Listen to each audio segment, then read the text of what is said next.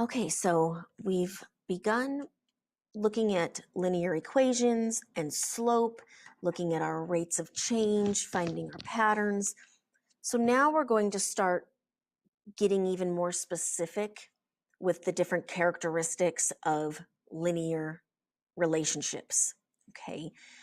And one of the big characteristics that you'll need to be able to identify is if a linear relationship is proportional. Okay, so you've heard the word proportion. We've talked about things being proportionate, ratios, proportions. There are situations where linear equation or linear relationships are also proportional, and that's what we're going to start looking at today. So let's start off with some vocabulary.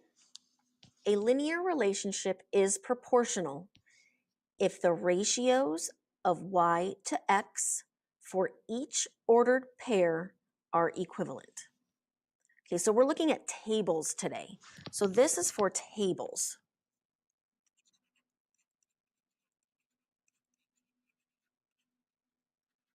Now when we draw our line, each line is made up of ordered pairs. So technically this definition can apply to a graph as well.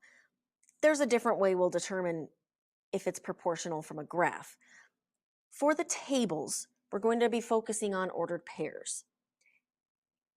So that's why you'll see it worded the way it is. So this is for tables. That's what we're looking at today. Over the next few days, you'll be able to identify a proportional relationship from a table, from a graph, from an equation. But for our purposes today, we're going to be finding the ratios of y to x for our ordered pairs. And we're just going to jump right in.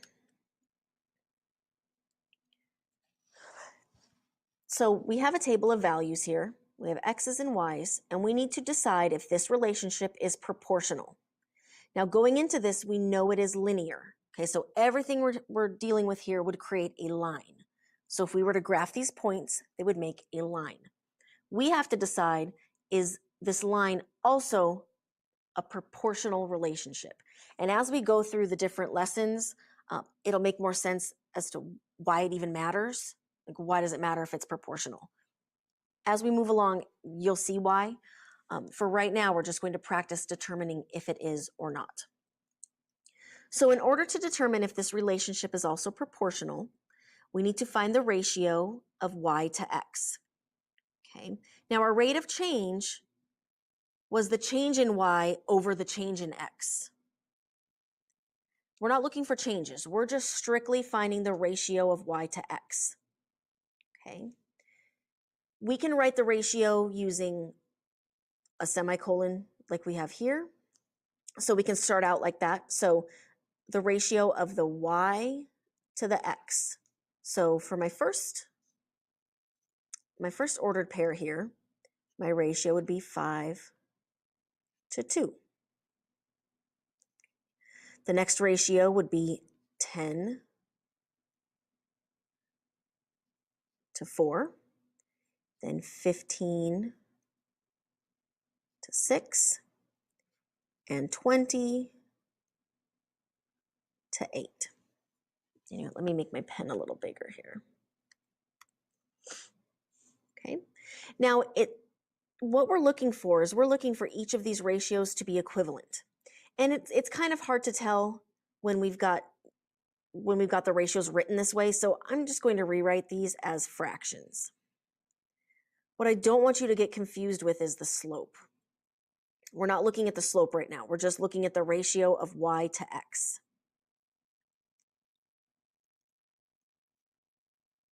So I'm not worried about the rate of change. I just want the ratio of y to x. Okay. Now, if we look back at our definition for a second, a linear relationship is proportional if the ratios of y to x for each ordered pair are equivalent. So we need to decide, are each of these equivalent? Well, let's see. We're going to simplify, all right?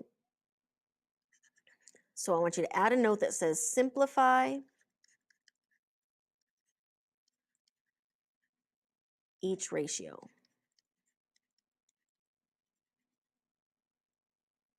Okay, so 5 over 2 is already simplified. 10/4. Well, I can divide a 2 out of each of those, and I get 5 over 2. 15/6. Well, I can divide 3 out of each. 15 divided by 3 is 5. 6 divided by 3 is 2. And 20 over 8, I can divide 4. So 20 divided by 4 is 5. 8 divided by 4 is 2. Because each of my ratios are equivalent, yes, this is proportional.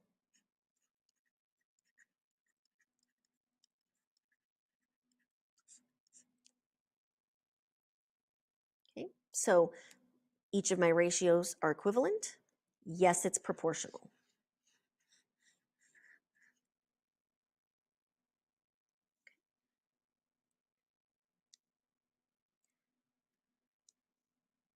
So pause and get all that copied. Let's look at another one. Okay, so determine if the relationship is proportional. So again, we're going to find the ratio for each. Now, if you want to go through, you can write the ratio with the colon just to get yourself started. So 2 to negative 3, 4 to 0,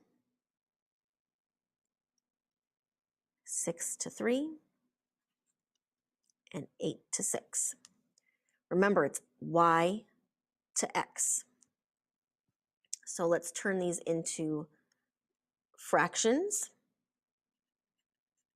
Remember, with a ratio, our first number in the ratio is our first number in the fraction as well. It's our numerator. Second number, denominator. And we have to decide if each of these are equal. The best way to do that is to start simplifying. Negative 2/3 is simplified as far as it can go. Now, if you write your equal sign, put a little question mark because we don't know for sure if they're equal. Now, 4 divided by 0. I can't divide a number by 0, so this is a no, it's undefined. It's already a bad situation here. 6 over 3 simplifies to 2, and 8 over 6 simplifies to 4/3. Are these all equal to each other? No.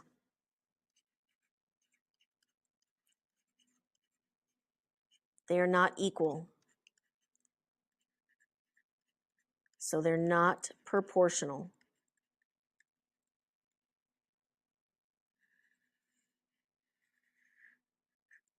These are not equal to each other. Not proportional.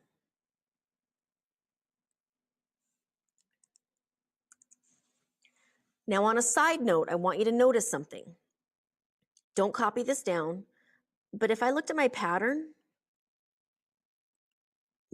actually it's a good pattern. My y's change by 2, my x's change by 3. So we're not dealing with some crazy situation here. This is linear. This is a line. We could find a slope. There's nothing wrong with these ordered pairs. Just because the ratios are not equal doesn't mean something weird is happening. It just means it's not a proportional relationship. It's kind of like a square is a very special rectangle. It's got all 4 equal sides. Just because a 4-sided figure doesn't have 4 equal sides doesn't mean it's weird. It's just a rectangle. Every 4-sided figure that has 90-degree angles is a rectangle, but there are very special ones that are squares. That's what we have here. These are all linear relationships. It's just that we're looking for the special ones that are also proportional.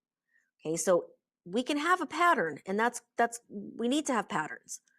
But what we're focusing on right now is are these ratios. Okay, so we're not looking for slope, we're not looking for patterns right now. we're focusing on the ratios of y to x. Okay, so I just want to make sure that's clear. Okay, let's take a look at another. So again, we're going to find our ratio of y to x, right? So we've got to decide, is negative 8 over 24 equal to negative 6 over 18? Is that equal to negative 4 over 12? And is that equivalent to negative 2 over 6?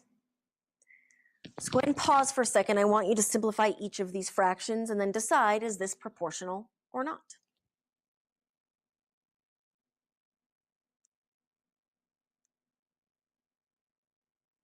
You should have said, yes, it is proportional.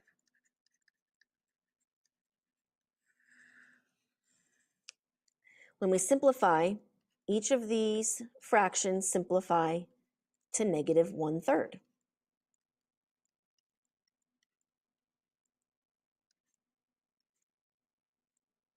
It all checks out. If each of the proportions are equivalent, if they're equal, yes, it's proportional.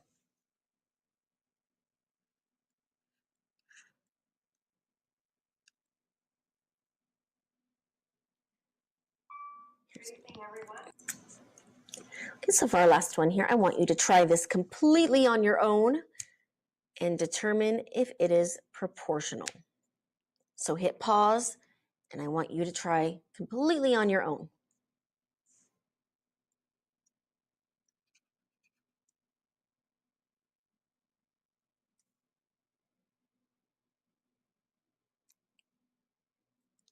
All right, let's see how you did.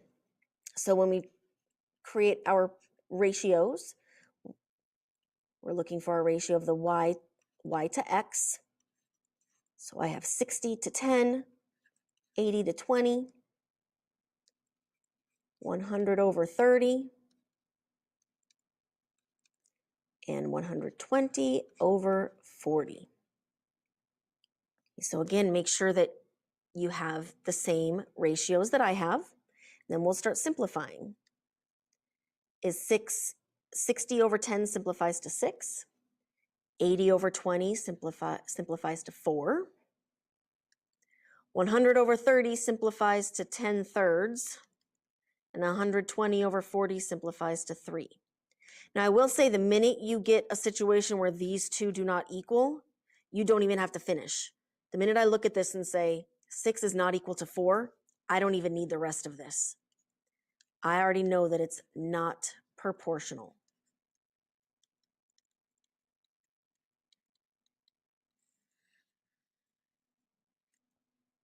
And that's all. Again, remember, we're just looking at the ratio of y to x to decide if it's proportional or not. And that's it.